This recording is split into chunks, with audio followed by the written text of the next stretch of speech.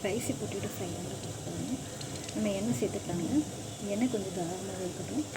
நம்ம கொஞ்சம் நல்லா கிறிஸ்பியாக இருக்கட்டும் பொட்டேட்டோ வந்து ஃப்ரை பண்ணும்போது. இந்த எண்ணெய் வந்து நமக்கு ரொம்ப ஹீட் ஆகக்கூடாது. இந்த மிதமான தீயில் இருக்கணும். நம்ம வந்து இதில் மிளகாய்த்தூள் உப்பு பெருங்காயம் சேர்த்துக்கணும்.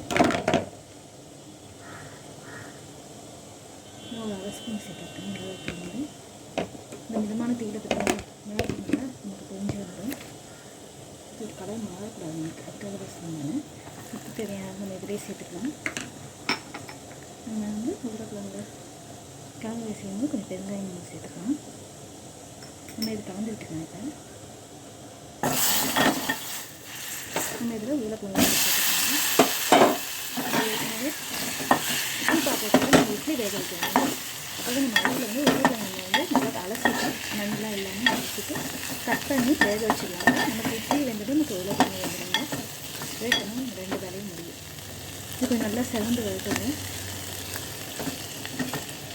இந்த எண்ணெயிலே நல்லா கொஞ்சம் வச்சுக்கணும். சாப்பிட்றது இது ரசம் சாதத்துக்கு, சாம்பார் சாதம், தயிர் சாதத்துக்கும் ரொம்ப நல்லா இருக்குங்க. இன்றைக்கி எங்கள் வீட்டில் காரமலை பண்ணுவோம். அதுக்கு தான் நான் சைடிஷ் செஞ்சுருக்கேன். அப்புறம் நாங்கள் வந்து அப்பளம் வளர்த்துக்கோங்க தேவைப்படும்போது. சாதமும் கொஞ்சம் நேரம் தொட்டு நான் செய்யணும். வந்து இன்றைக்கி மார்னிங் என்ன பிரேக்ஃபாஸ்ட்டு அதையும் பார்த்துக்கலாம். நினைக்கிறேன் இட்லி நமக்கு வெந்துட்டுருக்குங்க. ஓகேங்க, இட்லி பாத்திரத்தில் இட்லி வச்சுருக்காங்க. குழம்பு நமக்கு ரெடியாக இருக்குது. இது மதியானத்துக்கு சேர்த்து வச்சு குழம்பு. இட்லி ஏற்கனவே வேக வச்சு எடுத்து ஹாட் பாக்ஸ் எடுத்து வச்சுருக்கேங்க. இதாங்க இன்றைக்கி எங்கள் வீட்டில் மார்னிங் பிரேக்ஃபாஸ்ட்டும். லஞ்சுக்கு ரைஸ் மட்டும் நம்ம படிக்கணும்.